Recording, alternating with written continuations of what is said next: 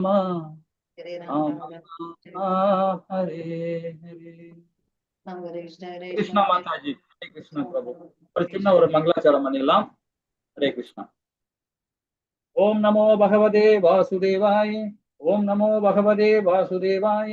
ஓம் நமோ பகவதே வாசுதேவாய. ஓம் அஞ்ஞானதிமிராந்தேசிய ஞானாஞ்சனேயே சலாகயே சக்ஸோமோ மிலமேன தஸ்மை ஸ்ரீ குருவே நமக ஸ்ரீ சைதன்ய மனோபீசிரம் நாபிதம் என பூதலே ஸ்வயம் ரூபகதாமாயம் ததா சிவபதிகம் ஏ கிருஷ்ணா கருண சிந்தே தீனபந்தே ஜெகத்பதே கோபே श्रीकान्ता राधाकान्ता नमस्ते सप्तकाञ्चन गौरांगी राधे वृंदानेश्वरी वाणो सुदेवी प्रियमानी हरिप्रिय वाञ्छकल्पतराय कृपसिन्धुः भजनाना भावनीय वैष्णवियो नमो नमः। जय श्री कृष्ण चैतन्य प्रभु नित्यानंद श्री अद्वैत गदाधर श्रीवासादि गौर भक्त वृंद हरे कृष्णा कृष्ण कृष्ण हरे हरे हरे राम राम राम हरे हरे हरे कृष्णा कृष्ण कृष्ण हरे हरे हरे राम राम राम हरे हरे हरे कृष्णा कृष्ण कृष्ण हरे हरे हरे राम राम राम हरे हरे ओम हरे कृष्णा வந்திருக்க எல்லாருக்கும் நமஸ்காரம். ஹரே கிருஷ்ணா மாதாஜி. ஹரே கிருஷ்ணா பிரபு. சரி, நாம இன்னைக்கு பார்க்க போறது 10வது அத்தியாயத்துல 61வது பக்கத்துல இருந்து நம்ம படிக்கணும் இல்லையா மாதாஜி? ஹரே கிருஷ்ணா. இந்த அத்தியாயத்தோட நாம இதை முடிச்சிடலாம். அதுக்கப்புறம் அடுத்த இதுல இருந்து பாத்தீங்கன்னா நம்ம படிக்க போறது ரொம்ப அழகானது இடத்துல இருக்கும். ஒரு நிமிஷம். ஓகே ஓகே, இந்த இடத்துல இருந்து நம்ம படிக்க ஆரம்பிக்கணும். ஹரே கிருஷ்ணா.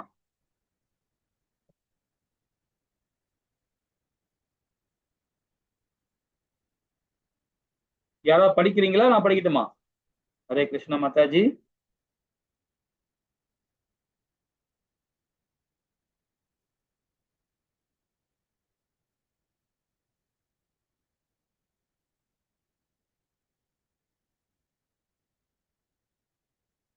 நான் படிக்கட்டுமா மாதாஜி? ஹரே கிருஷ்ணா. சரி, பகவான் தன்னுடைய சொல்லுங்க. ஹரே கிருஷ்ணா மாதாஜி. ஹரே கிருஷ்ணா. இந்த இடத்துல படிப்போம். பகவான் தன்னுடைய நித்திய சகாக்களுடன் பகிர்ந்து கொள்ளும் லீலைகள் உட்புற லீலைகள் என்றும் அறியப்படுகின்றன. இந்த உட்புற லீலைகள் அல்லது அந்தரங்க லீலைகள் பகவானின் சித்தக்தியாக மாயினால் செயல்படுகின்றன. பகவான் நித்திய சகாக்களை அதிர்ஷ்டசாலி உயிர்வாழிகளை யோகமாய மகிழ்வித்து அதன் மூலம் அவர்களை வெற்றி கொள்கிறது. யோகமாயா மகாமாயா இவை இரண்டுமே உயிர்வாழிகளில் வெற்றி கொள்வதன் மூலம் பகவான் சேவை புரிகிறார். பகவானின் சேவையிலிருந்து எப்பொழுதுமே நிலை பெறாது. அதாவது பகவான் கிருஷ்ணர் உன்முக எனப்படும் பகவானின் நித்திய சகாக்களை யோகமாயா வெற்றி கொள்கிறது. அதே சமயம் அந்த பௌதீக உலகில் வாழும் உயிர்வாழிகளை மகாமாயா வெற்றி கொள்கிறது. ஏனெனில் அவர்கள் பகவான் கிருஷ்ணர் எப்பொழுதும் மறந்த நிலையில் உள்ளனர். பகவானின் உட்புற லீலைகளை யோகமாயா உதவியை புரிகிறார். மகாமாயா அல்லது பகரங்க மாயாவினால் பௌதீக உலகில் படைப்பில் பகவானின் வெளிப்புற லீலைகளை உதவி புரிகிறார். இந்த இது மாதாஜி கொஞ்சம் பிரச்சனை தெரிஞ்சது, குழப்பம் அடைஞ்சது. பிரச்சனை இல்லை, குழப்பம் அடைஞ்சாங்கன்னு சொன்னாங்க. போக போக தெரியாதுன்னு சொன்னாங்க. இதுல என்ன சொல்ல வர்றாரு பாருங்க. அதாவது பகவானின் சேவையில் இருந்து எப்பொழுதும் நிலை பெறாது கிருஷ்ணரின் உன்முக எனப்படும் பகவான் நித்திய சகாக்களை அதாவது யோகமாயா வெற்றி கொள்கிறது அப்படின்றார். யோகமாயா வெற்றி கொள்ளும் பொழுது நாம முக்தி அடைகிறோம். இதோட சாராம்சம் இல்லைங்களா? யோகமாயா வெற்றி கொள்ளும் போது பல பகவானை நம்ம உன்முகத்தை பார்க்க ஆரம்பிச்சிடும், பகவான் முகத்தை பார்க்க ஆரம்பிச்சிடும். பார்க்கும்போது அப்போ யோகமாயா நம்ம வெற்றி கொள்வது. ஆனா அதே பகரங்க மாயா, அதாவது மகாமாயா, அந்த மகாமாயா நம்மளை வெற்றி அடையுதுன்னா, நம்மளை தோக்கடிக்குதுன்னா, அப்போ நாம பௌதிக செயல்ல ஈடுபாடு பண்றோம். சரிங்களா?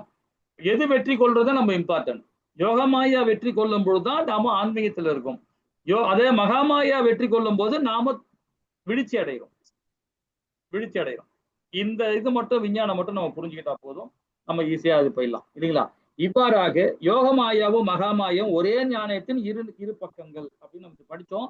இந்த இருப்பதுடன் ஒன்றுக்கொன்று உதவி செய்து கொள்ளும் ஒரு சக்தியின் இருவேறு தோற்றங்களாகும். வேதங்களில் பகவானுக்காக தங்களின் பிரார்த்தனைகளை பின்வருமாறு பிரார்த்தனை செய்கின்றனர். எப்படிப்பட்ட பிரார்த்தனை பாருங்க. மாயமான இந்த பௌதீக இயற்கையானது மிக சிறிய இந்த உயிர்வாழி தன்னை தழுவிக்கொள்ளும் வகையில் அவர்களை கவர்ந்து இழுக்கின்றது. இதன் காரணமாக இந்த உயிர்வாழி பௌதீக இயற்கையின் தன்மைகளான ரூபங்களை ஏற்றுக்கொள்கிறான். அதன் பிறகு இந்த ஜீவராசி தன்னுடைய ஆன்மீக ஞான குணங்கள் அனைத்தையும் இழந்து தொடர்ந்து பிறப்பு இறப்பு ஆளாக வேண்டும்.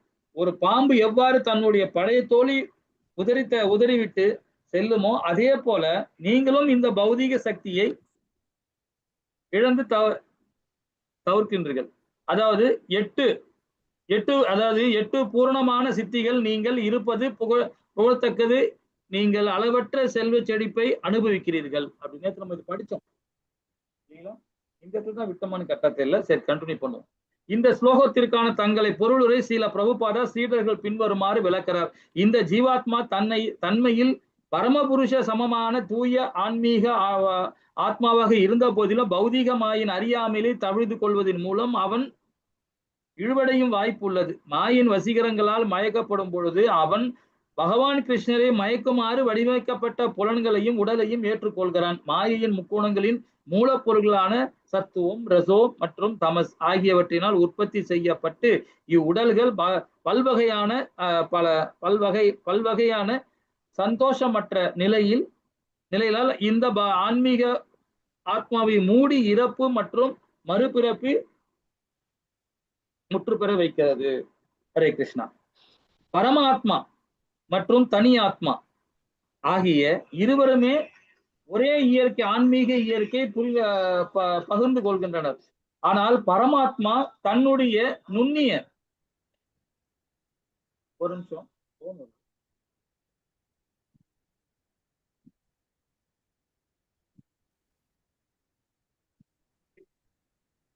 ஹரே கிருஷ்ணா. ஹரே கிருஷ்ணா பிரபு. ஹரே கிருஷ்ணா. விருந்தாபுரம் பிரபு கிளாஸ்ல ஒரு ஹாஃப் அன் அவர். ஓகே.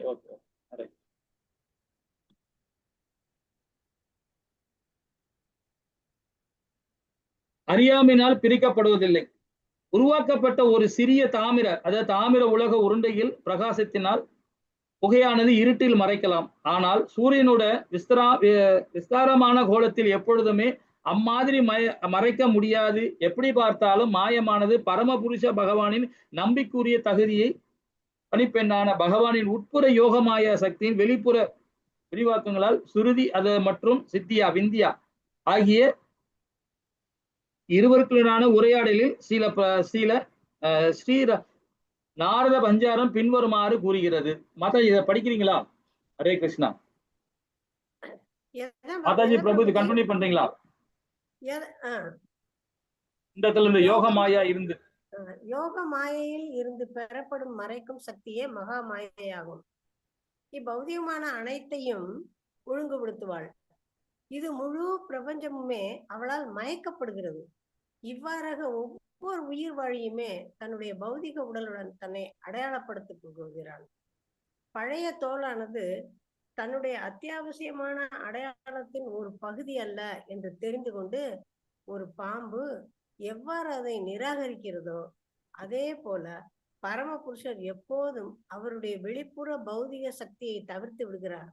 அனிமா அணு போன்ற சிறிய உருவமாக தன்னை மாற்றிக்கொள்ளும் சக்தி, மகிமா மிகப்பெரிய உருவமாக தன்னை மாற்றிக்கொள்ளும் சக்தி போன்ற 8 வகையான சித்திகளில் அவரிடம் எந்த குறைபாடும் இல்லை. எனவே பௌதிக இருள் என்னும் நிழலுக்கு ஜொலிக்கும் மகிமைகள் நிறைந்த ஈடிணையற்ற பகவானின் ராஜ்யத்திற்குள் நுழையும் வாய்ப்பே இல்லை. ஹரே கிருஷ்ணா. மாதாஜி இந்த 63 படிங்க மாதாஜி. அப்படியே கண்டினியூ பண்ணுங்க. எது பிரபுஜி? பக்கம் திருப்பிட்டம் பாருங்க. மேலும் ஸ்ரீதர சுவாமி பிரார்த்தனை செய்கிறார்.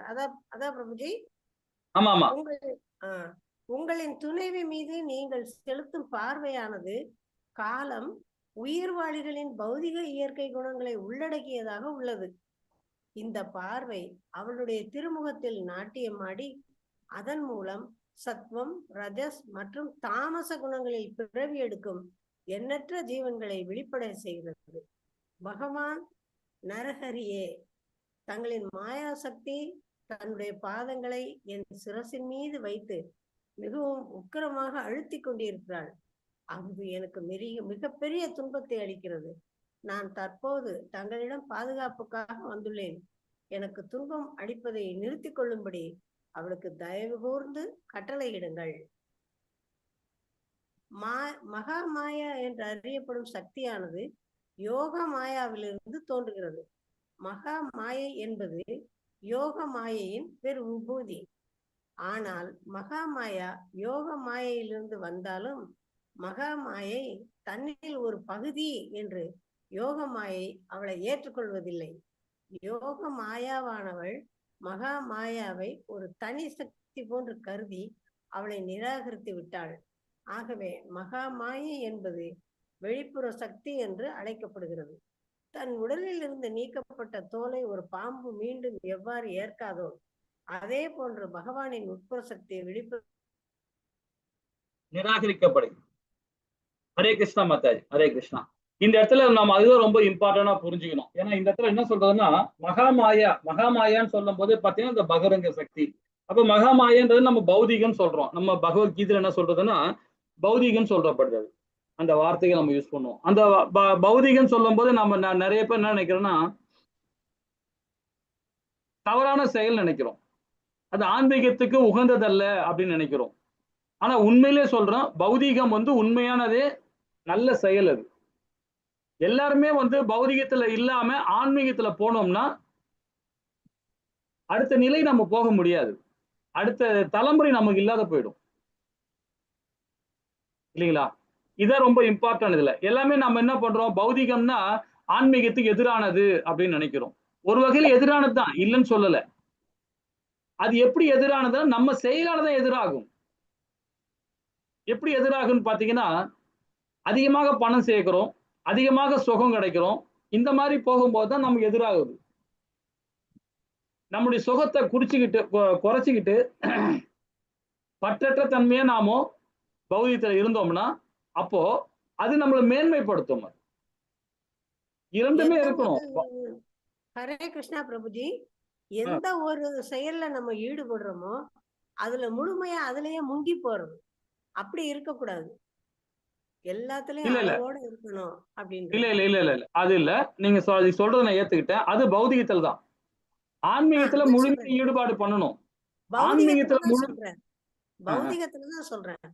அதனாலதான் அடுத்த தலைமுறை இல்லாம போயிருது. ஆமா ஆமா. ஆனா ஆன்மீகத்துல எவ்வளவு நம்ம ஆழம் போறோமோ அவ்வளவுக்கு அவ்வளவு பௌதிகம் குறையும் போது அடுத்த நிலை நம்ம போறோம். அடுத்த நிலையை உணர்ந்து நம்ம அடுத்த நிலைக்கு முத்திக்கான தேடல் நம்ம ஆரம்பிச்சிடறோம். பௌதிகத்துல ஆழம் போக போகதான் நாம என்ன பண்றோம், ஆன்மீகத்தை நாம தொலைச்சிடுவோம். அதுதான் இங்க சொல்லப்படுறது. அப்போ பௌதிகம் இம்பார்ட்டன்ட் தான், வாழ்க்கைக்கு முக்கியமான இதுதான். அதுவும் தேவைதான். ஆன்மீகம் தேவைதான். ஆன்மீகம் அதிகமா இருக்கணும், பௌதிகம் கம்மியா இருக்கணும். அப்ப பௌதிகம் சொல்லப்படுது எது, மகாமாயா. மகாமாயா. ஆனா அவள் யாரு, மகாமாயான்றது யோக மாயாவுடைய ஒரு சக்தி தான். அப்ப நாம யாரு, நாமளும் யோகமாயா ஒரு சக்தி தான். எப்படி சக்தி ஆகும், உள்ள இருக்கிற ஆத்மா யோகமாயா சக்தி, வெளியிருக்கிற உடல் சூதல சூட்சம உடல் 24 மூலக்கூறுகள் என்ன சொல்றோம் நாம, அது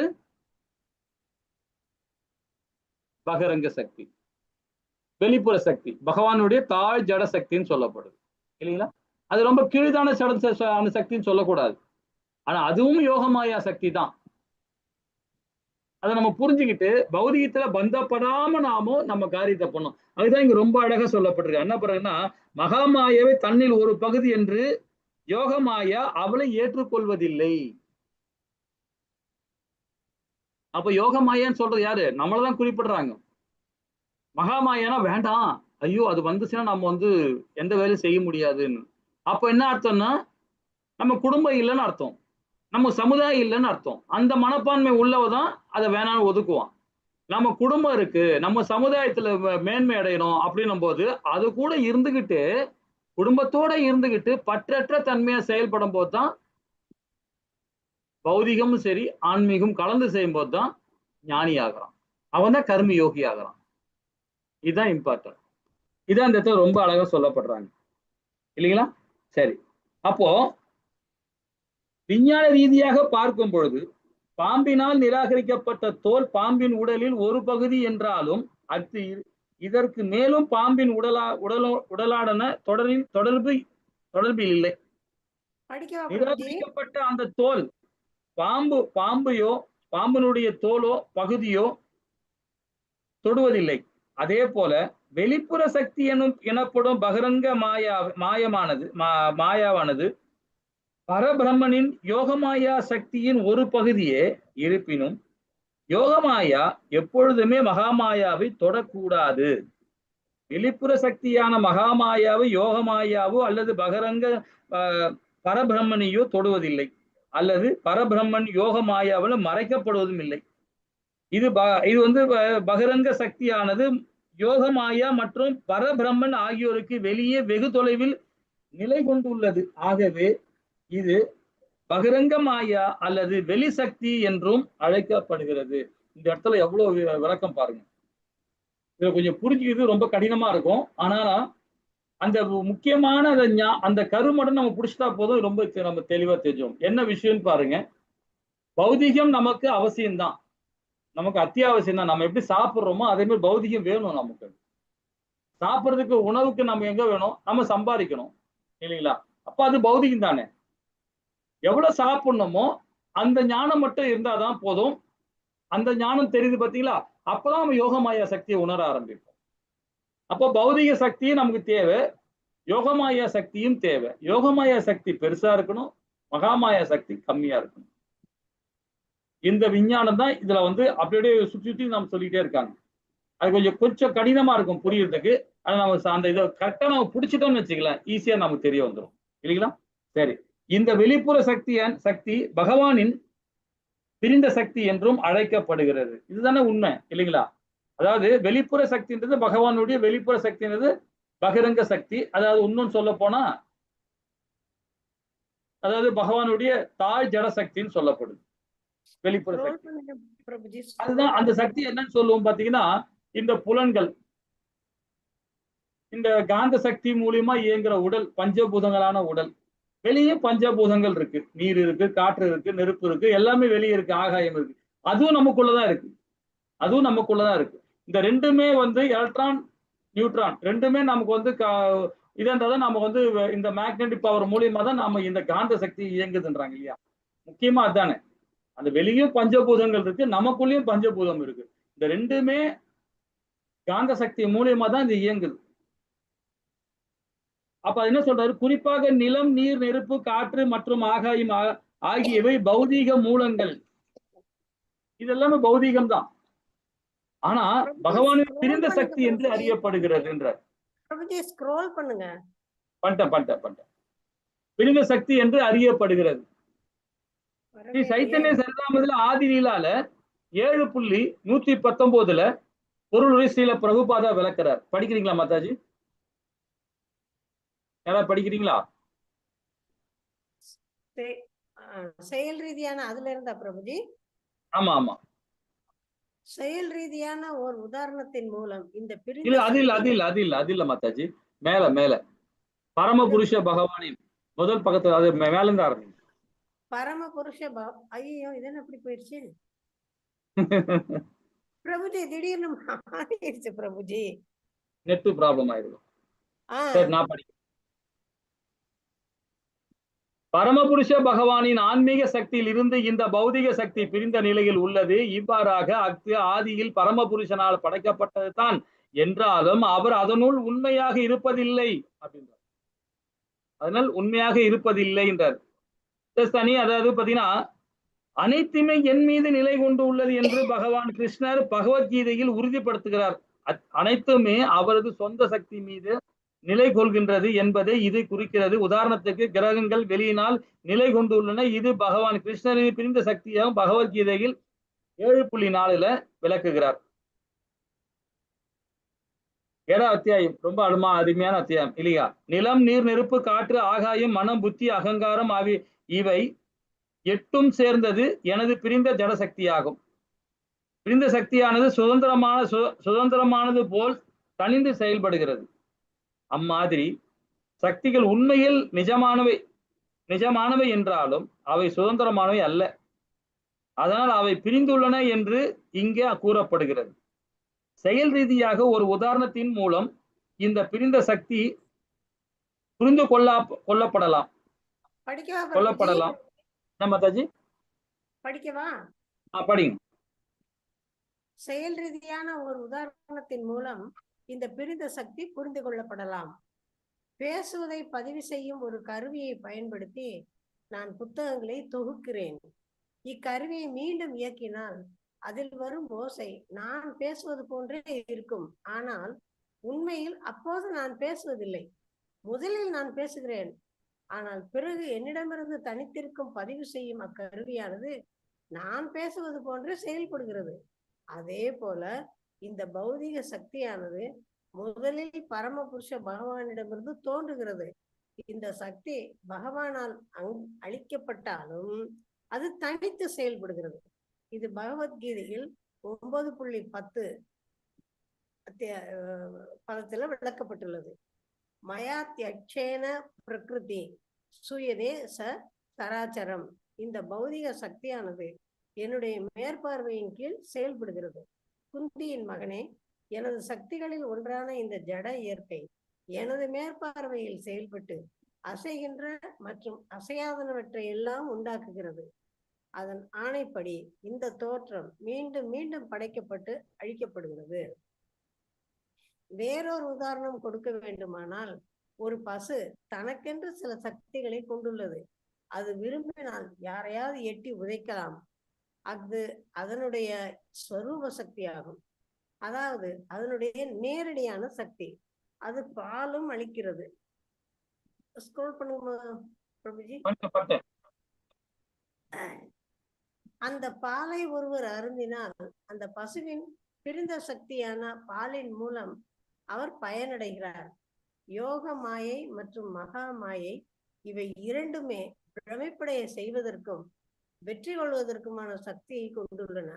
மகா மாயையானது பௌதிக உலகில் உள்ள உயிர்வாழிகளை வெற்றி கொள்கிறது. அதே சமயம் யோக மாயையானது பகவானின் நித்திய சகாக்களான முக்தி அடைந்த ஆத்மாக்களையும் இன்னும் பகவானையும் கூட வெற்றி கொள்கிறது. கட்டுண்ட ஆத்மாக்களும் முக்தி அடைந்த ஆத்மாக்களும் கூடவே பகவானும் மாயையினால் பிரமிப்படைகின்றனர். என்றாலும் இவை இரண்டும் வெவ்வேறு விதமான பிரமிப்பாகும். இவை மாயையின் இரு வெவ்வேறு தோற்றங்களால் ஏற்படுகின்றன. இந்த வித்தியாசத்தின் தன்மை மற்றும் ஆழத்தை பற்றி அதிகம் கூற வேண்டியதில்லை. மகா மாயை உயிர்வாழிகள் தங்களின் ஸ்வரூப நிலையை உண்மையான நித்திய அடையாளத்தை மறக்கும்படி செய்கிறது. அதே சமயம் யோக மாயையும் பகவான் தன்னுடைய ஸ்வரூபத்தை மறந்துவிட செய்கிறது. வித்தியாசம் என்னவென்றால், மகா மாயையினால் பிரமிப்படையும் உயிர்வாழிகள் அறியாமையின் காரணமாக தங்களின் அடையாளத்தை மறந்து அதற்காக அவர்கள் துன்பப்படுகின்றனர். ஆனால் யோக மாயையானது பகவான் தன் லீலைகள் அதிக ஆனந்தத்தை அனுபவிப்பதற்காக தன்னுடைய அடையாளத்தை அவர் மறக்கும்படி செய்கின்றது. தொடர்ந்து படிக்க பிரபுஜி. முடிச்சிடலாம். படிங்க.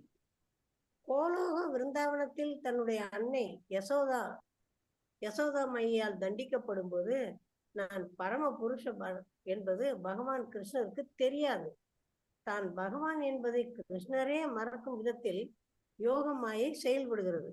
அதன் மூலம் அன்பான பெற்றோரை சார்ந்திருக்கும் குழந்தையாக வாத்சல்ய ரசத்தில் தன்னுடைய குழந்தை பருவ லீலைகளை அவரால் அனுபவிக்க முடிகிறது. இந்த பிரத்யேகமான மறதியானது கிருஷ்ணர் தன்னுடைய நித்திய சகாக்களுடன் பலவிதமான உறவு முறைகளை அனுபவிக்க அனுமதிக்கிறது. செல்ல பிள்ளையாக மட்டுமன்றி சகோதரனாக, உடன் பிறந்தவரின் மகனாக, கள்ள காதலனாக, இப்படியும் கூட இவ்வாறாக யோக மாயானது பகவானை தான் கடவுள் என்பதை மறக்க செய்து அதன் மூலம் அவர் அதிக ஆனந்தத்தை அனுபவிக்க உதவி புரிகிறது. இதை மேலும் விளக்குவதற்காக ஒரு உதாரணம் கொடுக்கப்படலாம். பார்வையற்ற ஒரு மனிதனால் எதையும் காண முடியாது. குழந்தைகள் கண்ணாமூச்சி விளையாட்டு விளையாடும் போது ஒரு குழந்தை தன் கண்களை மூடிக்கொள்கிறது, மற்ற குழந்தைகள் ஒளிந்து கொள்கின்றனர். இந்த குழந்தையின் கண்கள் மூடப்பட்டுள்ளதால் அவனால் பார்க்க முடியாது. பார்வையற்ற ஒருவனாலும் பார்க்க முடியாது. இந்த குழந்தையாலும் பார்க்க முடியாது. இருவரில் ஒருவர் கூட பார்க்க முடியாது. ஆனால் இவர்கள் எங்க பிரபுஜி இருவருக்கிடையிலும் பெருத்த வித்தியாசம் உள்ளது. பார்வையற்ற பார்க்க முடியாது இருப்பது அவனது துன்பத்திற்கான காரணமாகிறது. இது அவனது விருப்பத்துக்கு எதிரானது. அவன் கட்டாயப்படுத்தப்படுகிறான். அந்த குழந்தையினாலும் பார்க்க முடியவில்லை. ஆனால் குழந்தை அந்த விளையாட்டை அனுபவிக்கிறான். தன்னுடைய சொந்த விருப்பத்தினால் அந்த குழந்தை பார்வையற்றவனாக காட்சியளிக்கிறான். அது அந்த குழந்தைக்கு சந்தோஷத்தை அளிக்கிறது. அக்குழந்தை கட்டாயப்படுத்தப்படுவதில்லை. அதே போல உயிர் வாழ்களின் தங்களின் நித்தியமான அடையாளத்தை மறக்கும் போது அவர்கள் துன்பப்படுகின்றனர். தங்கள் அடையாளத்தை மறக்கும்படி அவர்கள் கட்டாயப்படுத்தப்படுகின்றனர். ஆனால் யோக மாயையானது கடவுள் தன்னுடைய அடையாளத்தை மறக்கும்படி செய்கின்றது. இதன் மூலம் நான் அன்னை யசோதையின் மைந்தன் என்றோ அல்லது ஸ்ரீதாமாவின் நண்பன் என்றோ அவர் நினைக்க முடியும். இவ்வாறாக பகவான் தன் சகாக்களுடன் பல்வேறு ரசங்களில் ஆனந்தத்தை அனுபவிக்க முடியும். இவ்விஷயத்தில் பகவான் தான் கடவுள் என்பதை தெரிந்து கொண்டே அதை மறக்கிறார். அவர் இதை யோக மாயையின் துணையுடன் செயல்படுத்துகிறார். குருக்ஷேத்திரத்தில் ஹரே கிருஷ்ணா ஹரே கிருஷ்ணா. இதுதான் வந்து பாத்தீங்கன்னா இதை முடிச்சிடலாம் மத்தது, இதை முடிச்சிடலாம். அதுதான் பாத்தீங்கன்னா நம்ம அழகா துருவமா உத்தவ கீதையில வந்து உத்தவர் ரொம்ப அழகா ஒரு கேள்வி கேட்பாரு. இதை சம்பந்தப்பட்டுதான் உத்தவர் கேட்கிற கேள்வி ரொம்ப அற்புதமா இருக்கும். உத்தவ கீதையில திரௌபதிக்கு அங்க சேலை உரியும் போது நீ பக்கத்துல அங்கதான் இருக்கிற, நீ எல்லா இடத்துலயும் இருக்கிறன்னு சொல்றல்ல, எல்லா இடத்துலயும் இருக்கிற, எல்லார் இதயத்திலயும் இருக்கிற அப்படின்னு. அப்போ அவங்க ஒரு அதர்மம் நடக்கும் போது நீ ஏன் வெளிப்படுத்தல, யார் மூலியமா வெளிப்படுத்தலாம்ல, வெளிப்படுத்திருக்கலாம்ல அப்படின்னு வந்து உத்தவ கீதையில உத்தவர் கேட்கிறார். நான் எல்லாருக்குள்ள இருக்கிறன்றது எல்லாருக்குமே தெரியும். அங்க வேதம் படிச்சவங்க இருக்கிறாங்க. யாருக்கா? பீஷ்மர் இருக்கார், துரோணாச்சாரியா இருக்கார், கிருபாச்சாரியா இருக்கிறார், திருதாசன் இருக்கான், துரியோதனன் இருக்கான், அர்ஜுனன் இருக்கான், தர்மர் இருக்கான், எல்லாமே இருக்கிறாங்க. எல்லாருமே வேதம் படிச்சவங்க தான், உணர்ந்தவங்க தான். ஆனால் அவங்க முழுமையாக பௌதிகத்துல போனதுனால நான் என்ன சொன்னாலும் அவங்களுக்கு அந்த புரிதல் இருக்காது. காரணம் என்ன? முழுக்க முழுக்க பௌதிகத்துல போயிட்டாங்க, ஏதோ ஒரு விதத்துல பந்தப்பட்டு போயிருக்கிறாங்க. அப்போ நான் என்ன சொன்னாலும் அவங்களுக்கு புரியாது இல்லைங்களா? இப்போ தர்மர் இருக்கார், தர்மர் வந்து தர்மவான் தான் அவரு. யுதிஷ்ட மகாராஜா வந்து எல்லா வேதங்களையும் படிச்சவர் தான். ஆனா அந்த இடத்துல பாருங்க, அந்த ஆடக்கூடாதுன்னா கூட சரி, அது வந்து அப்பா பெரியப்பா சொல்லிட்டாரு அதனால ஆடித்தான் ஆகணும், இது சத்திரியோட தர்மம், இது ஒரு சத்திரியனை கூப்பிட்டா சத்திரியன் அந்த ஆடிதான் ஆகணும் அப்படின்றது ஒரு வியாக்கியானம் பேசலாம். சோ இது மாதிரி நிறைய தப்புகள் பண்ணிதான் இருக்கிறாங்க அவங்க. எதுக்கு சொல்ல வரோம்னா, பகவானை மறைக்க வைக்கிறதுக்கும் ஒரு தன்மை. இப்ப நம்ம வந்து அர்ஜுனன் எடுத்துங்க, இப்ப என்ன சொன்னது அர்ஜுனன் எடுத்துங்க. குறிப்பா அர்ஜுனன் வந்து பகவான் என்ன பண்றாரு, ஒரு இடத்துல ரொம்ப அழகா சொல்றாரு. 18ஆம் அத்தியாயத்துல சொல்றாரு, கிருஷ்ணா உன்னை எல்லோர் நண்பர்கள் மத்தியிலையும் உணவருந்தும் போதும் விளையாடும் போதும் உன்னை ஏளனமா நான் பேசியிருக்கிறேன், உன் சட்டையை பிடிச்சி இழுத்து இருக்கிறேன், உன் வேட்டியை பிடிச்சி இழுத்து இருக்கிறேன், உன்னை ஏளனம் பண்ணி இருக்கிறேன், தயவு செய்து என்னை மன்னிச்சிருக்கு பகவானே அப்படின்னு பகவானேன்னு சொல்லி கேட்கிறான் கிருஷ்ணன் கிட்ட. மன்னிச்சிருங்க என்ன அப்படின்றான். எப்ப சொல்றான்? 18ஆம் அத்தியாயத்துல சொல்றான் அர்ஜுனன். அப்பதான் உணர்றான் இவர் யாருன்றது. அந்த அளவுக்கு மறக்கப்பட்டு இருக்கிறார், மறக்கப்பட வச்சிருக்கிறார் பகவான். இதே மாதிரி நமக்கும் அப்படிதான். பௌதிக தன்மையோடு நம்ம செய்யும் போது பகவானை உணர முடியாது நம்மளால. அந்த சக்தியை மறைக்கப்படுறது எதனால? மகாமாயா சக்தியாலதான். இப்போ பகவானே ஒரு அவதாரம் கொடுக்கறான் போது இப்போ ஒண்ணும் இல்லை, ஒரு விளக்கம் கொடுக்கலாம். இப்ப நான் வீட்டுக்கு பையன், எனக்கு என் 2 பசங்க இருக்கிறாங்க. அப்பா ஸ்தானத்துல இருக்கும்போது, வீட்டுல இருக்கும்போது பிள்ளைகளுக்கு நம்ம தந்தை ஸ்தானத்துல இருந்து நம்ம ஒரு ஞானத்தை கொடுக்குறோம். ஒரே ஆபீஸ்ல இப்ப நம்ம நான் ஒரு ஒரு வியாபாரம் பார்த்துட்டு இருக்கேன், ஒரு வியாபாரமோ ஒரு தொழில் பண்ணிட்டு இருக்கேன். அந்த தொழில நான் ஒரு பெரிய போஸ்டிங்ல இருக்கிறேன், ஒரு மேனேஜர் போஸ்டிங்ல இருக்கேன். என் பிள்ளை வந்து அப்பதான் ஜாயின் பண்றார். நம்ம சொந்த கம்பெனி தான் அது. ஜாயின் பண்றார். ஜாயின் பண்ணி வேலை செய்யும் போது நாங்க தந்தையா இருந்தா நல்லா இருக்குமா? தந்தையா இருந்தா நல்லா இருக்காது இல்லையா? அங்க தாய் தந்தைக்கும் மகனுக்கும் உள்ள உறவு அங்க இருக்கக்கூடாது. தொழில்ல வந்த பிறகு. அவர் ஒரு தொழிலாளி. ஒரு வேலை கத்துக்கிற வந்திருக்கிறான். புதுசா ஜாயின் பண்ணியிருக்கான். அவனுக்கு எந்த ஞானத்தை கொடுக்கணும்னா, அடிப்படை தன்மையிலிருந்து என்னன்னு புரிஞ்சு அவன் அப்புறமா தான் மேல வர கத்துக்கணும். அப்பதான் அவனுக்கு முழுமையா ஞானம் கிடைக்கும். இல்லைங்களா? அதே போலதான் அதாவது பகவான் அவதாரம் கொடுக்கும்போது சரி. அப்போ என்னுடைய அம்சமா இருக்கலாம். இப்ப யசோத தாய் பகவானுடைய அம்சம் தான். ஆனா இந்த இடத்துல பகவானுக்கு தாயா இருக்கிறாங்க. ஆனா அவர் பகவான் என்ன பண்றார், அந்த இதை மறக்கிறார். நான் கடவுள் இல்லைன்ற மறந்து தாய்க்கு மகன் என்ன மாதிரி உறவு கொடுக்கணும்ன்றத அங்க வந்து நிலைச்சு அந்த காட்டுறார். அதே மாதிரி ஒரு நண்பனுக்கும் அப்படிதான் இருக்கிறார். தன்னுடைய பக்தனுக்கும் அதே மாதிரிதான் இருக்கிறார். பகவானா இல்ல அவர் அங்க.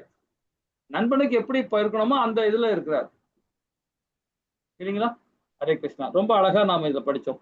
இப்ப குருஷேத்திரையில் முனிவர்கள் கூறும் பகவான் கிருஷ்ணனும் என்ன கூறுறார் அப்படின்னு பாப்போமா?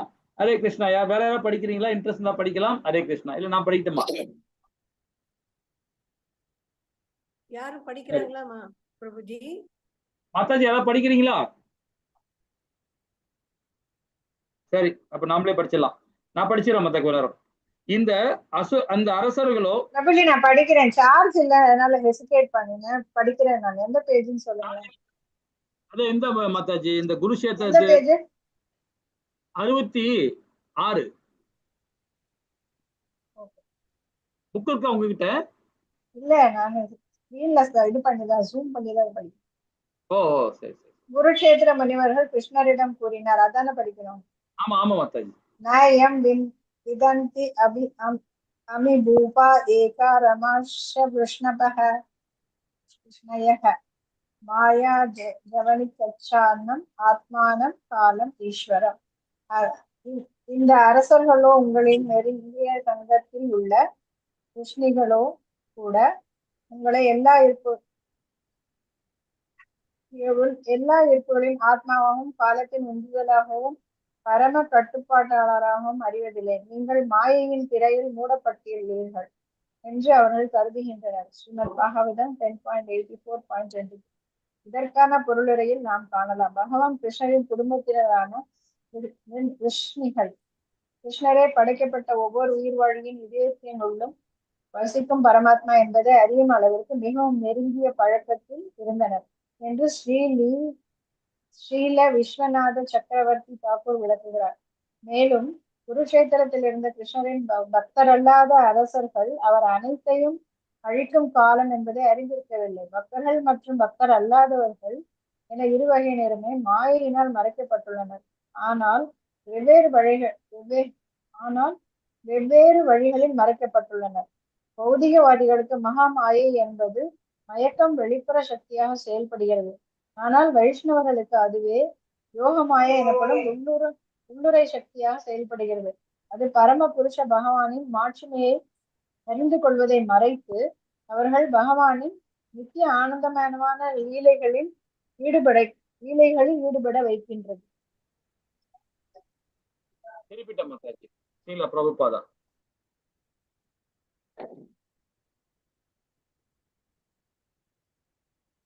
படிக்கவா பிரபுஜி? உங்களுக்கு வந்துச்சா மாதாஜி? படிக்கலாம். எனக்கு வந்துச்சு. ஸ்ரீல பிரபுபாதர் யோக மாயைக்கும் மகா மாயைக்கும் இடையிலான உறவினை ஸ்ரீமத் பாகவதத்திற்கான 2வது காண்டம் 9வது அத்தியாயம் 34வது பதத்தில் தனது பொருளுரையில் கீழ்கண்டவாறு விளக்குகிறார். அனைத்தையும் பகவான் கிருஷ்ணருடன் சம்பந்தப்படுத்தும் சரியான முடிவு யோக மாயை அல்லது ஒன்றுபடுத்தும் சக்தி என்று அழைக்கப்படுகிறது. ஒரு விஷயத்தை கிருஷ்ணரிடம் இருந்து பிரிக்கும் தவறான மனோபாவம் பகவானின் தெய்வீ மாயா அல்லது மகா மாயா என்று அழைக்கப்படுகிறது. அவரோடு சம்பந்தப்பட்டிருக்காமல் எதுவுமே இருப்பு கொள்ள முடியாது என்பதால் இவ்விரண்டு மாயாக்களும் கூட பகவானுடன் சம்பந்தப்பட்டுள்ளன. அப்படி பார்க்கும்போது பகவானுடனான சம்பந்தத்தை விலக்கிக் கொள்ளும் தவறான மனோபாவமானது பொய்யானதல்ல, ஆனால் மாயையானதாகும். ஸ்ரீமத் பாகவத்தின் 3ஆம் காண்டம் 16வது அத்தியாயம் 9வது பதத்தில் உள்ள ஸ்லோகத்திற்கான தன்னுடைய பொருளுரையில் ஸ்ரீல பிரபுபாதர் யோக மாயைக்கும் மகா மாயைக்கும் இடையே உள்ள வித்தியாசத்தை மேலும் விளக்குகிறார். பரமபுருஷ பகவானின் உட்புற மற்றும் வெளிப்புற சக்திகளின் வித்தியாசம் என்னவென்றால், உட்புற சக்தியில் அல்லது ஆன்மீக உலகத்தில் எல்லா ஐஸ்வர்யங்களும் தொந்தரவுக்கு ஆளாகாமல் இருக்கின்றன. மாறாக வெளிப்புற அல்லது பௌதீக சக்தியில் எல்லா ஐஸ்வர்யங்களுமே தற்காலிக தோற்றமாகும். பௌதிக மற்றும் ஆன்மீக லோகங்கள் இவை இரண்டிலுமே பகவானின் ஆதிபத்தியம் சமமாகவே உள்ளது. ஆனால் ஆன்மீக உலகம் கடவுளின் சாம்ராஜ்யம் என்று அழைக்கப்படுகிறது. அதே சமயம் இந்த பௌதீக உலகம் மாயையின் சாம்ராஜ்யம் என்று அழைக்கப்படுகிறது. உண்மையில் எது நிஜமில்லையோ அதையே மாயா என்ற சொல் குறிக்கின்றது. பௌதிக உலகின் ஐஸ்வர்யங்கள் ஒரு பிரதிபிம்பம் தான். இந்த பௌதிக உலகமானது வேர்கள் மேல் நோக்கியும் கிளைகள் கீழ் நோக்கியும் இருக்கும் ஒரு மரத்தை போன்றது என்று பகவத்கீதையில் கூறப்பட்டுள்ளது. இதன் பொருள் என்னவென்றால், இந்த பௌதிக உலகமானது ஆன்மீக உலகின் நிழல் போன்றது. உண்மையான ஐஸ்வர்யங்கள் ஆன்மீக உலகில் தான் உள்ளன. ஆன்மீக உலகின் ஆதிபத்திய தெய்வமாக பகவானே உள்ளார். மாறாக இந்த பௌதிக உலகில் பல ஆளுநர்கள் உள்ளனர். இதுவே உட்புற மற்றும் வெளிப்புற சக்திகளுக்கிடையான வித்தியாசமாகும். தானே உட்புற சக்தியின் ஆதிக்க நாயகனாக இருந்தும் அவரது தாமரை திருவடிகளை கழுவிய புனித நீரில் தான் இந்த பௌதிக உலகம் தூய்மைப்படுத்தப்பட்டது என்றாலும், பிராமணர்களின் மீதும் வைஷ்ணவர்களின் மீதும் பகவான் மிகப்பெரிய மதிப்பு கொண்டுள்ளார். வைஷ்ணவர்களுக்கும் பிராமணர்களுக்கும் பகவானே அந்த அளவு மதிப்பு தரும்போது, அம்மாதிரி உயர்ந்த நபர்களுக்கு எவ்வாறு ஒருவர் அதே போன்ற மரியாதையை தர மறுக்க முடியும்? பரமபுருஷ பகவானின் சக்தி விஷ்ணு மாயா என்று அறியப்படுகிறது. பின்வரும் ஸ்லோகம் இந்த விஷ்ணு மாயையை குறிப்பிடுகிறது. இந்த ஸ்லோகத்திற்கான தன்னுடைய விரிவான பொருளுரையில் ஸ்ரீல பிரபுபாதர் விஷ்ணு மாயையானது எவ்வாறு யோக மாயை மற்றும் மகா மாயை என்று இருவகையாக செயல்படுகிறது என்று விளக்குகிறார். விஷ்ணோர் மாயா பகவதி யயா சம்மோகிதம் ஜகத் ஆதிஷ்ட பிரபுணாம் சேஷ காரியார்த்தே சம்பவிஷ்யதி. பரமபுருஷ பகவானுக்கு நிகரான விஷ்ணு மாயை என்று அறியப்படும் சக்தியானவள் பகவான் கிருஷ்ணருடன் கூடவே தோன்றுகிறாள்.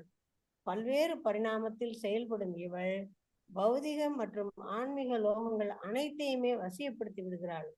அவள் பகவானின் செயலை நிறைவேற்றும் பொருட்டு தன் பிரபுவின் ஆணைப்படி தன்னுடைய வெவ்வேறு சக்திகளுடன் தோன்றுகிறாள். மேற்கண்ட ஸ்லோகத்திற்கான தன்னுடைய பொருளுரையில் ஸ்ரீல பிரபுபாதர் பின்வருமாறு விளக்குகிறார். பிராஷ்ய சக்திர் விவிதை பஸ்ரூயதே ஸ்வேதாஸ்வதர உபனிஷத் 6.8. பரமபுருஷ பகவானின் சக்திகள் யோக மாயை மகாமாயை முதலான பல்வேறு பெயர்களால் அழைக்கப்படுகின்றன என்று வேதங்கள் கூறுகின்றன. குளிரூட்டவும் உஷ்ணப்படுத்தவும் பயன்படும் சக்தி ஒன்றுதான். அதே போல இறுதியாக பார்த்தால் பகவானின் சக்தியும் ஒன்றே. பகவானின் சக்தி ஆன்மீக உலகம் மற்றும் பௌதீக உலகம் இரண்டிலும் செயல்படுகிறது. ஒரே மின்சார சக்தி எவ்வொரு ஹீட்டரிலும் கூலரிலும் செயல்படுமோ அதே போல பகவானின் சக்தி ஆன்மீக உலகில் யோக மாயையாகவும் பௌதீக உலகில் மகா மாயாவாகவும் செயல்படுகிறது. பௌதீக உலகில் மகா மாயையாக செயல்படும் இந்த சக்தியானது பந்தப்பட்ட ஆத்மாக்கள் தங்கள் பக்தி தொண்டினை மேன்மேலும் இழந்து விடுமாறு செய்கிறது. யயா சம்மோகிதோ ஜீவ ஆத்மானாம் தன்னி குணாத்மகம். ஸ்ரீமத் பாகவதம் 17.5 என்று 17வது அத்தியாயம் 5வது ஸ்லோகமா பிரபுஜி? இல்ல 1வது காண்டம் 7வது அத்தியாயம் 5வது பதம். 1.7.5 என்று கூறப்படுவது போல் பௌதிக உலகில் உள்ள பௌதிக உலகில் உள்ள பந்தப்பட்ட ஆத்மா தான் ஜட இயற்கையின் முக்குணங்களாலான திரிகுண என்று நினைக்கிறார். இதுவே உடல் சார்ந்த எண்ணத்துடன் கூடிய வாழ்க்கையாகும். பௌதிக சக்தியின் முக்குணங்களுடனான தொடர்பின் காரணத்தால் ஒவ்வொருவனும் தன்னை உடலுடன் அடையாளப்படுத்திக் கொள்கிறான்.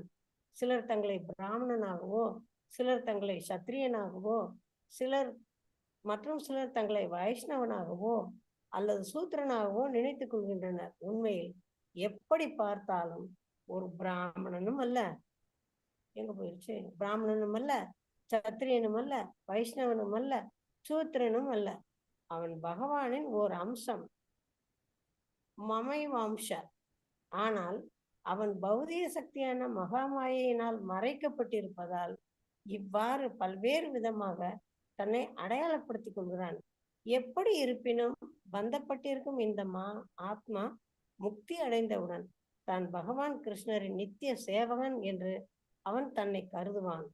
ஜீவேர ஸ்வரூபஹய கிருஷ்ணேர நித்யதாச. சைத்தன்ய சரிதாமிர மத்திய லீலா. மத்திய லீலா இது வரைக்கும் படிக்குமா சார்? நான் சொல்றேன். மத்திய லீலை. அவன் அந்த நிலைக்கு வரும்போது அதே மாயா சக்தியானது, மகாமாயா சக்தியானது யோக மாயா செயல்பட்டு அது தூய்மை அடைவதிலும் அவனுடைய சக்தியை பகவானின் சேவையில் அர்ப்பணிப்பதிலும் மேன்மேலும் அவனுக்கு உதவி செய்கிறது. ஹரே கிருஷ்ணா. ஹரே கிருஷ்ணா. ஹரே கிருஷ்ணா. இப்ப நாம திரும்ப நாம அதே நிலைக்கு தான் வரா மாதிரி நமக்கு ஒரு உணர்வு கிடைக்கும். ஆனா ஒரு சில நுணுக்கங்கள் கொடுக்குறாங்க. நம்ம பார்க்க ஒரே கண்ணோட்டமா படிக்கிற மாதிரி நமக்கு ஒரு புரிதல் கிடைக்கும். ஆனா உண்மையை சொல்ல போனா அதுல ஒரு சில இடத்துல வந்து நமக்கு ஒரு நல்ல ஒரு விளங்குற மாதிரி ஒரு விஷயம் கொடுக்குறாங்க. இப்ப நம்ம இவ்வளவு நேரம் படிச்சதுல வந்து பாத்தீங்கன்னா ஒரு குறிப்பா ஒண்ணு புரிஞ்சுக்கலாம். யோகமாயா சக்தி, மகாமாயா சக்தி, இந்த ரெண்டு சக்தி தான் இருக்கு. இப்ப பகவத்கீதை படிக்கும் போது ஆன்மீகம் பௌதீகம் படிக்கிறோம். இப்ப இந்த விஞ்ஞானம் நம்ம வந்து இந்த உபநிஷங்கள் மூலியமா வேதங்கள் உள்வாங்கி படிக்கும் போது அதுக்கு ஒரு டெபினிஷன், அதுக்கு ஒரு விளக்கம் கொடுக்குறாங்க. என்ன கொடுக்குறாங்க? யோகமாயா, மகாமாயா. அப்ப யோகமாயான்றது வந்து ஆன்மீகத்தன்மையை விருத்திப்படுத்துன்னு சொல்றது. மகாமாயா வந்து பௌதிகத்தன்மையை விருத்திப்படுத்துது.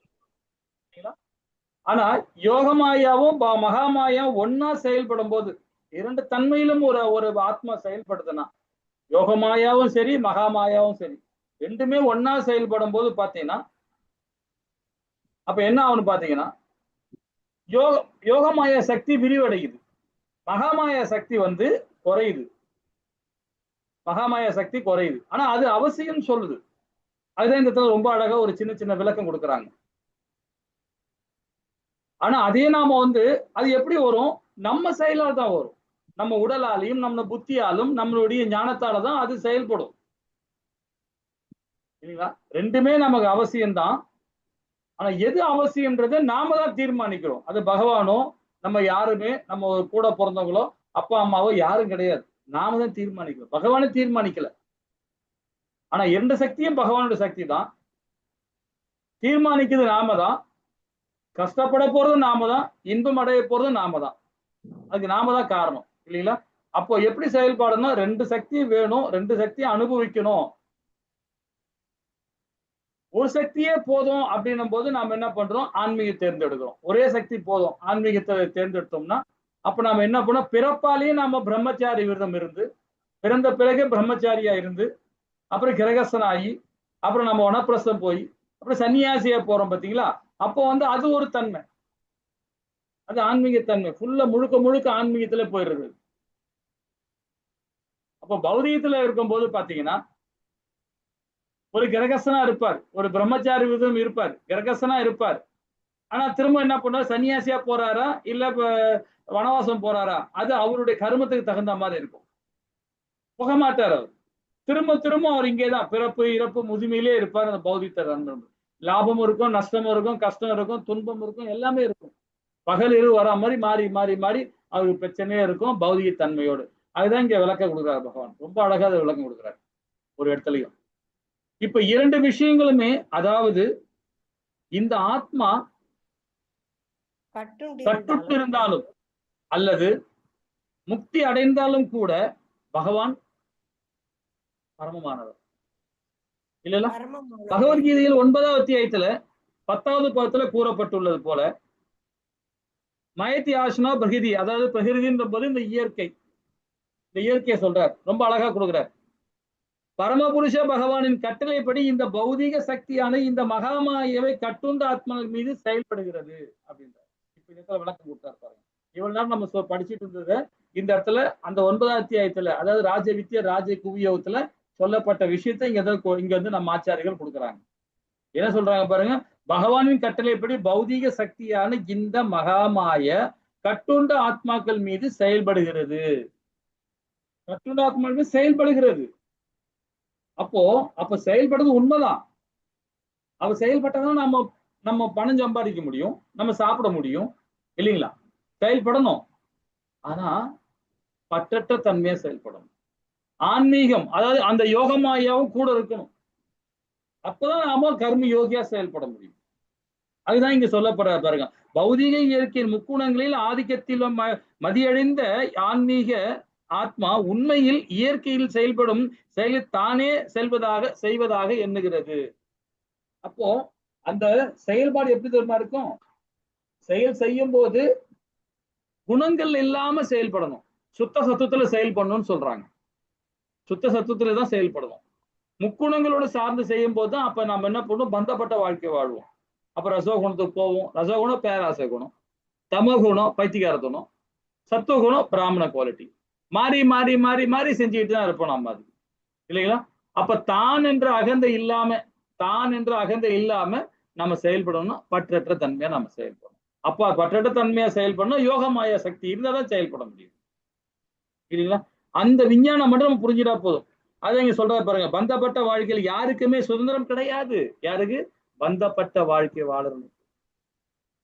அதே ஆன்மீகத்தோட பற்றற்ற தன்மையா செயல்படும் அவனுக்கு சுதந்திரம் இருக்கு, அவனுக்கு கடமையே இல்லைன்னு வேதம் அதே பகவத்கீதை சொல்லுது. 4வது அத்தியாயம் 5வது அத்தியாயம் சொல்லுது.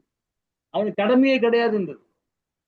அவன் எந்த கடமையும் செய்ய தேவையில்லை பக்தி மார்க்கத்தில் இருக்கும்போது. அதுதான் இங்க குறிப்பிடுறாரு. பந்தப்பட்ட வாழ்வில் யாருக்குமே சுதந்திரம் கிடையாது. ஆனால் ஒருவன் மகாமாயினால் குழப்பம் அடைந்திருப்பதால் அவன் முட்டாள்தனமாக தன்னை சுதந்திரமானவன் என்று நினைக்கிறான். இது வந்து பகவத்கீதையில 3வது அத்தியாயத்துல 27வது பாதத்துல சொல்லப்பட்டிருக்கு. கர்ம யோகத்துல சொல்லப்பட்டிருக்கு. என்ன சொல்றாரு? ஆனால் பக்தி தொண்டு செய்வதன் மூலம் முக்தி அடையும் ஒரு கட்டுண்ட ஆத்மாவுக்கு, அதாவது தாசியம், அந்த நவவித பக்தி, 9 விதமான பக்தி, அது செய்யும் போது பார்த்தீங்கன்னா பகவானுடைய உன்னத உறவினை அனுபவித்திற்கு மேலும் மேலும் அதிகரிக்க வாய்ப்பு அளிக்கப்படுகிறது அவருக்கு. இது 3வது அத்தியாயத்துல கர்மயோகத்துல 27வது பாதத்துல சொல்லப்பட்டிருக்கு.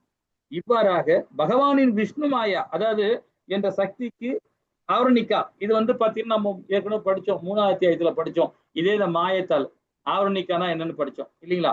ஆவரணிகா மற்றும் உண்மிகா என்ற 2 அம்சங்கள் உள்ளன. பகவானும் தோன்றிய பொழுது அவருடைய சக்தி அவருடைய தோன்றி பல்வேறு வழிகளில் செயல்பட்டது. யசோதை தேவிகி இன்னும் பகவானின் நெருங்கிய உறவினருடன் பல யோகமாயாவை செயல்பட்டது. அதே சமயம் கம்சன், அதாவது என்னும் இது போன்ற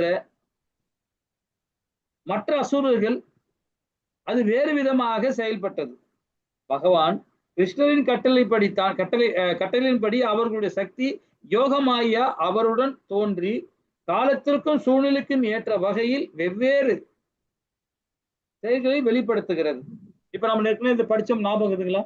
கம்சனும் அங்கதான் இருக்கிறான் இல்லைங்களா? சிசுபாலனும் அங்கதான் இருக்கிறான், துரியோதனும் அங்கதான் இருக்கான், அதே மாதிரி அர்ஜுனும் அங்கதான் இருக்கான், தர்மரும் யுதிஷ்டரும் அங்கதான் இருக்கார், பீமனும் அங்கதான் இருக்கிறார், அதே குந்தி மகாராணியும் இருக்கிறார், அதே மாதிரி வந்து பாத்தீங்கன்னா சகுனியும் இருக்கிறான். எல்லாமே ஒரே மாதிரிதான் இருக்கிறாங்க. ஆனா எல்லாருமே வந்து பாத்தீங்கன்னா அதோடைய அவங்களுடைய கதாபாத்திரத்துல கரெக்டா அவங்க செயல்படுத்துறாங்க. பகவானுடைய லீலை அது. ஏற்கனவே படிச்சல இரணி கசுபு, இரணியும், சிசுபாலன், ராவணன், இவங்க எல்லாமே வந்து பாத்தீங்கன்னா பகவானுடைய பக்தர்கள் தான். அவங்க எல்லாருமே அநேக பக்தர்கள் தான். ஆனா அவங்க செஞ்ச பாவங்களுக்கு ஏத்த மாதிரி இந்த பிறவில அந்த மாதிரி இருக்கிறாங்க, அவ்வளவுதான். அப்ப நான் அவங்க எதிரி கிடையாது. அந்த கதாபாத்திரத்துல அவங்க ஆக்ட் பண்றாங்க, அவ்வளவுதான். ஆக்டிங் பண்றாங்க, அவ்வளவுதான். அப்படிதான் நாம எடுத்துக்கணும் ஆன்மீகவாதிகள். அந்த சைடுல தான் நாம நினைக்கிறோம். அவன் விரோதியுமா நினைக்க கூடாது. விரோதம் நினைச்சா நாம அந்த கோணத்துக்கு போகும்போது நம்ம மாறிடுவோம் இல்லைங்களா? அதுதான் அர்ஜுன் கிட்ட பகவான் சொல்லுவார். யாரு பீம வந்து அடிக்கும் போது யாரு துரியோதனை அடிக்கப்பார். துரியோதனை அடிப்பான். அடிக்கிறதுக்கு முன்னாடி ஒரு சில விஷயங்கள்லாம் அதுக்கு முன்னாடி பலராமர் வந்து அவரை கண்ட்ரோல் பண்ணிடுறார். யார கிருஷ்ண பரமாத்மாவை நீ எதுவும் சொல்லிக் கொடுக்க கூடாதுன்னு சொல்லிடுறாரு. ஆனா பகவான் என்ன பண்றார்? அவனுக்கு அந்த ஞானத்தை கொடுக்க வைக்கிறார். எதன் மூலியமா? யுதிஷ்டர் மூலியமா, அர்ஜுனன் மூலியமா பீமனுக்கு உணர்த்துறார். தொடையில அட்றான்னு சொல்ல வைக்கிறார். யாரு? பகவான். யார் மூலியமா? யுதிஷ்டர் மூலியமா உருவாக்குறார். அதான் யோகமாயா சக்தி. அதுதான் யோகமாயா சக்தி. தன்னுடைய பிள்ளை நல்ல வழியில போலன்னா ஒரு தந்தையார் தாயார் வந்து கேட்கதான் செய்வாங்க இல்லைங்களா? இப்ப தந்தையார் சொல்றாரு, மகன் கேட்கலன்னா வேற வகையில சொல்லுவார். எப்படி சொல்லுவார்? வேற உறவினர் மூலியமா அவனுக்கு தெரியப்படுத்துங்க, அவனை படுத்துங்க அப்படின்னு சொல்ல வைப்பார். இது எப்படின்னா யோகமாயா சக்தி தான் இது. இப்ப பகவான் வந்து அர்ஜுனோட சொல்றார், யுதிஷ்டர் மகாராஜரும் அவர் மூலியமா சொல்ல வைக்கிறார். அதே போலதான் இந்த இடத்துல ரொம்ப அழகா தெளிவா சொல்லப்படுறாங்க இல்லைங்களா? இன்னும் சொல்ல பாருங்க, இவ்வாறாக பகவான் விஷ்ணு மாயா சக்தி என்றால் இது இங்க விட்டோமா? அதே சமயம் எங்க விட்டோமோ பகவான் விரிவாக்கணும் பல்வேறு நோக்கங்களை நிறைவேற்றுவதற்காக யோகமாயா வெவ்வேறு முறையில் செயல்பட்டது. பகவத்கீதையில் 9வது அத்தியாயம் 13வது பதம், அதாவது ராஜ வித்யா ராஜகுவியத்துல உறுதி செய்யப்படுவது போல பகவானின் தாமரை திருவடிகள் முழுவதமாக சரணிருந்த மகாத்மாக்கள் யோகமாயனை வழிநடத்தப்படுகின்றன. மாறாக பக்தி தொண்டு அறவே இல்லாத துர்மாத்மாக்கள் மகாமாயவனால் வழிநடத்தப்படுகின்றன.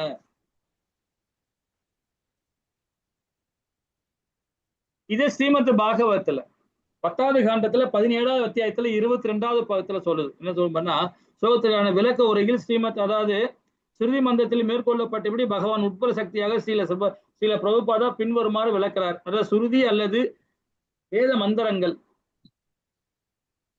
சொரூப, அதாவது சொரூப பூதாயா நித்திய மயக்க, அதாவது மயக்காயா, அதாவது பகவானது நித்திய சக்தியான மாயமானது பகவானின் மூல ரூபத்துடன் இயற்கையாகவே ஒன்றி உள்ளது என்று குறிப்பிடப்படுகிறது. இவ்வாறாக பகவானின் நித்தியமான ஆன்மீக உடலில் எல்லையற்ற சக்தி உள்ளது.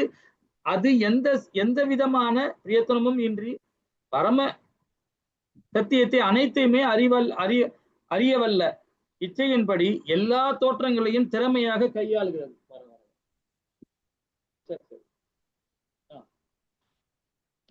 இது சைத்தன்ய சரிதாமத்துல நாம் காணலாம். என்ன சொல்லப்படுது? சைத்தன்ய சரிதாமத்துல மத்திய லீலால 20.150 சொல்லப்படுறாங்க.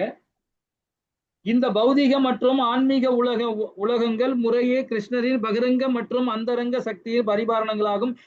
எனவே பௌதிக தோற்றங்கள் ஆன்மீக தோற்றங்கள் ஆகிய இரண்டுக்குமே பகவான் கிருஷ்ணரே ஆதி மூலாவர். இது ஸ்ரீமதி, அதாவது ஸ்ரீ சைத்தன்ய சரிதாமத்துல மத்திய லீலால 20.150 சொல்லப்படுற பகவானின் உட்புற சக்தியின் 3 தோற்றங்களான சாந்தனி மற்றும் சாம்வித் மற்றும் சலாதினி ஆகியவை அவருடைய வெளிப்புற சக்தியுடன் இணைந்து செயல்படுகின்றன. ஸ்ரீ சைத்தன்ய சரிதாமத்தில் பல இடங்களில் சில பிரபுபாத் தன்னுடைய பொருளுடைய இம்மூன்று தோற்றங்களையும் ஒவ்வொன்றும் பகவானுடைய வெளிப்புற சக்தியுடன் எவ்வாறு சம்பந்தப்பட்டுள்ளன என்று விளக்குகிறார் இல்லைங்களா? ஏற்கனவே நாம இதை பத்தி ரொம்ப அழகா நாம தெளிவா படிச்சுக்கிறோம். அதாவது அலாதினி சக்தியும் சாந்தனி சக்தியும் சாமிய சக்தியும் பத்தி நம்ம ஏற்கனவே படிச்சிருக்கிறோம் இல்லைங்களா? நம்ம ஏற்கனவே விரிவா இதுல படிச்சிருக்கிறோம். இப்ப கடைசியா பாருங்க, இந்த இடத்துல சொல்லப்படுறாரு. என்ன சொல்லப்படுறாரு? இந்த கடைசியா பாருங்க, அலாதினி சக்தியில ஒண்ணு சொல்றாரு. என்ன சொல்றாரு பாருங்க, சில பிரபுபாதர் கூறுகிறார். அதாவது அலாதினி சக்தியின் படைப்பு பிரேமை அல்லது 2 பிரிவுகளை கொண்டு உள்ளது. ஒன்று தூய பிரேமை, மற்றொன்று கலப்படமான பிரேமை. ஸ்ரீ பகவான் கிருஷ்ணரிடமிருந்து வெளிப்படுத்தப்பட்டு அவரை கர்வத்திற்காக உயிர்வாழின் மீது சித்தப்படுத்தும் போது என்ன சொல்றாரு பாருங்க, மட்டுமே இந்த உயிர்வாழி தூய பிரமை உடையவனாக ஆகிறது. ஆனால் அதே அலாதினி சக்தியான வெளிப்புற சக்தியை விட சக்தியான ஜட சக்தியில் கலங்கப்படுத்தப்பட்டு உயிர்வாழியிடமிருந்து வெளிப்படும் பொழுது இது கிருஷ்ணரை வசீகரிப்பதில்லை. அதே நேரத்தில் உயிர்வாழி ஜடசக்தியின் கவர்ச்சியினால் மயங்குகிறது. அச்சமயத்தில் உயிர்வாழி பிரேமையினால் பித்து பிடிப்பதற்காக பதிலாக பௌதீக புலனின்பத்தை பித்துப்பிடித்தனாகிறது. ஜட இயற்கையின் குணங்களுடன் அவனது தொடர்பினால் அவனது துன்பகரமான மகிழ்ச்சியற்ற உணர்வுகள் கைப்பற்றப்படுகின்றன. சைத்தன்ய சரிதாமில் ஆதி லீலால 4.68 பொருள் கொடுக்கப்பட்டிருக்கு. ஒரு நிமிஷம் மாத்தாச்சு. சரி, ஹரே கிருஷ்ணா. இப்ப பாத்தீங்கன்னா சைத்தன்ய சரிதாம் இல்ல, ஆதி லீலாம் சரி, மத்தி லீலாலும் சரி, நிறைய விஷயங்கள் நம்ம இந்த மாயத்தை பத்தி சொல்லியிருக்கோம். அதே மாதிரி 9ஆம் அத்தியாயத்திலும் 3ஆம் அத்தியாயத்திலும் சரி, 6ஆம் அத்தியாயத்திலும் சரி, அஷ்டாங்க யோகத்திலும் சொல்லப்பட்டிருக்காங்க. அஷ்டாங்க யோகத்துல வந்து பாத்தீங்கன்னா அர்ஜுனன் கேட்கறது அதுதான் கேட்கிறார். என்ன கேட்கிறார் பாத்தீங்கன்னா, பகவான் கிட்ட 34, 35 கேட்கிறார், 33, 34 கேட்கிறார். காற்றை கூட குடுவில் அடிச்சிடும் கிருஷ்ணா, ஆனா மனதை கண்ட்ரோல் பண்ண முடியல கிருஷ்ணா அப்படின்றார். மனது சொல்றது மாயன்னு சொல்றார் பகவான். மனதுன்றது சில பிரபுபாத பொருளுரை அதான் கொடுக்கிறார். மனது சொல்றதே மாய, இந்த உடலே மாய. இந்த உடலுக்காக நீ செயல்படும் போது உன்னால காற்றை குடுவில் அடைக்க முடியும் போது மனதை உன்னால கண்ட்ரோல் பண்ண முடியாது அப்படின்ற. அதே யோகமாயா சக்தியை நீ செயல்பட ஆரம்பிச்சேன்னா ஆட்டோமேட்டிக்கா படிப்படியா அது உன்னால கண்ட்ரோல் பண்ண முடியும்ன்றார் பகவான். அது 3ஆவது, அதாவது 6ஆம் அத்தியாயத்துல அஷ்டாங்கத்துல சொல்றார். 3வது கர்மயோகத்திலும் சொல்றார். 3ஆம் அத்தியாயத்துல 17ஆவது பதத்திலையும் சொல்றார். 9லயும் வந்து 13லயும் சொல்றார், 10லயும் சொல்றார். 9ஆம் அத்தியாயத்துல ராஜவித்யா ராஜ குபியோகத்திலையும் இல்லைங்களா? சரி, இதோட இந்த 10வது அத்தியாயம், இதோட இந்த மாய புக்கை நம்ம முடிக்கிறோம். இனி நம்ம படிக்க போறது அடுத்த புக்கு வந்து பாத்தீங்கன்னா, இது இனிமேட்டு நம்ம வந்து இந்த 3 புக்கை முடிச்சுட்டு இது அது படிக்கும் போது நிறைய விஷயங்கள் நம்ம புரிஞ்சுப்போம். இப்ப நம்ம இதுக்கு மேல படிச்சோம்னா நமக்கு வந்து அந்த அளவுக்கு வந்து புரிதல் இருக்காது இனி வர வர. அதனால இந்த 10 அத்தியாயம் வரைக்கும் ஸ்டாப் பண்ணிடுவோம். இதுக்கு மேல வர இன்னும் 31 அத்தியாயம் இருக்கு. இந்த 3 புக்கையும் முடிச்சுட்டு அதுக்கப்புறமா நம்ம இந்த புக்கை படிக்கலாம். ஓகேங்களா? ஹரே கிருஷ்ணா. அடுத்த வாரம் நம்ம என்ன புக்கு படிக்கணும்ன்றத நான் குரூப்ல போடுறோம். அந்த புக்கை படிக்கலாம். ஒண்ணு வந்து பாத்தீங்கன்னா ஈசோபநிஷத்தை படிக்க ஆரம்பிக்கலாம். ஈசோபநிஷம் சின்ன புக்கு தான், மந்திரங்கள் கம்மியா இருக்கும், ஈஸியா படிக்கலாம். அந்த புக்கு உங்ககிட்ட அதுக்கு இருக்குங்களா? எங்களுக்கு புக் இருக்கா பிரபுஜி? என்ன மாதாஜி? அதுக்கு எங்களுக்கு புக் இருந்தா பரவாயில்ல, நாங்க படிச்சுக்கலாம். அதாவது 2 புக் இருக்கு மாதாஜி. உங்ககிட்ட இல்லைன்னா என்ஒய் இருக்கா? என்ஒய் இருக்கா? நெட்ராப்டிவேஷன் இருக்கா? என்ஒய்னா அது ஒரு புக்கு மாதாஜி. அது தமிழ்ல வந்து பாத்தீங்கன்னா பகவத்கீதை உண்மை உருவில் மட்டும்தான் பிரபுஜி இருக்கு. அப்படியா? இந்த புக்குகளை கேட்டு வாங்கிக்க. நான் ஒரு குரூப்ல போட சொல்றேன், நல்லா பாத்துங்க. இந்த இந்த இந்த புக்கை வாங்கிக்கோங்க மாதாஜி. இது என்ன 50 ரூபா 60 ரூபா தான் மாதாஜி இருக்கும். எங்க கிடைக்கும் பிரபுஜி? நம்ம இஸ்கான்ல கிடைக்கும்.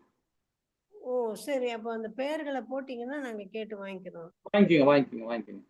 ஏன்னா இது வந்து பாத்தீங்கன்னா மொத்தமே வந்து மந்திரங்கள் ரொம்ப இம்பார்ட்டன்ட். இதுல படிக்கணும், நம்ம கண்டிப்பா படிக்கணும். இதுல வந்து பாத்தீங்கன்னா 11 மந்திரங்கள், 11 ஸ்லோகம் இருக்கும். இந்த 11 ஸ்லோகத்தையும் நம்ம படிக்கணும். ரொம்ப நல்லது இது இந்த புக்கு. அதுக்கப்புறம் வேதம் வழங்கும் அறிவு, இது வந்து என்ஒய். இது இந்த புக்கு சொன்னது. இது வேதம் வழங்கும் அறிவு, இந்த புக்கையும் படிக்கணும். அடுத்தது இந்த புக்கு வந்து இதுவும் ரொம்ப இம்பார்ட்டன்ட். இது ஈசோபினஸ் சொல்லுவாங்க. இந்த இதுல வந்து பாத்தீங்கன்னா அத்தியாயம் இதுல மந்திரங்கள் வரும். 18 மந்திரங்கள் இருக்கு. இது ரொம்ப இம்பார்ட்டன்ட். இது நல்ல நிறைய வேதங்கள் மூலியமா, அதாவது உபநிஷங்கள் மூலியமா எடுத்து சொல்லப்பட்டிருப்பாங்க.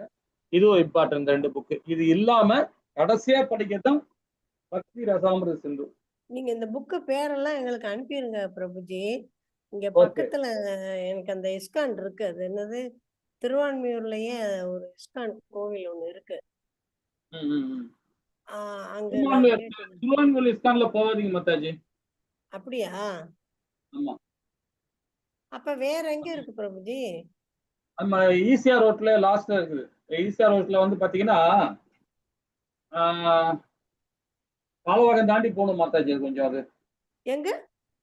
பாலவாக்கம் இருக்கு இல்லையா? பாலவாக்கம், ஆமா, பக்கத்துலதான் இருக்கு. தாண்டி போகணும். அதாவது எங்க சொல்றேன்னா, நான் உங்களுக்கு ஒரு லொகேஷன் அனுப்புறேன் உங்களுக்கு. ஏதாவது மாதாஜி ஆட்டோல கார்ல கூட போயிடலாம்ல பிரபுஜி. போலாம் போலாம் போலாம். மெயின் ரோட்ல தான் மாதாஜி இருக்கு. மெயின் ரோட்ல போயிட்டீங்கன்னா நான் கரெக்டா சொல்றேன், அந்த அந்த லொகேஷன் சொல்றேன். அதுல ரைட்ல கட் பண்ணி அந்த நீங்க போகும்போது ரைட்ல கட் பண்ணணும். யூ டர்ன் பண்ணி ரைட்ல உள்ள போனீங்கன்னா மெயின் ரோட்ல இருந்து ஒரு கொஞ்சம் தூரம் தான், ஒரு 1/2 கிலோமீட்டரோட இருக்காது. அங்க கேட்டா கூட சொல்லுவாங்கல்ல. கண்டிப்பா சொல்லுவாங்க, கண்டிப்பா சொல்லுவாங்க. ஃபேமஸான இடம்ன்றதுனால. ஏன்னா இது வந்து பாத்தீங்கன்னா இந்த இஸ்கான் வந்து கொஞ்சம் பிரச்சனையில இருக்காது. அப்படியா? ஆமா. அதுக்கு பக்கத்துலதான் நம்ம பிரபுஜி முதல்ல இருந்த வீடு. ஓ ஓ ஓ. அப்படி உடனே பக்கத்துல இருக்கும். ஒரு தடவை 2 தடவை போனேன். அதுக்கப்புறம் போகிறதுக்கு முடியல, உடம்பு ரொம்ப முடியல. கொஞ்சம் முடிச்சிடறேன் மாதாஜி, அதனால கொஞ்சம் சரி. முடிச்சிடறேன், கொஞ்சம் முடிச்சிடறேன்.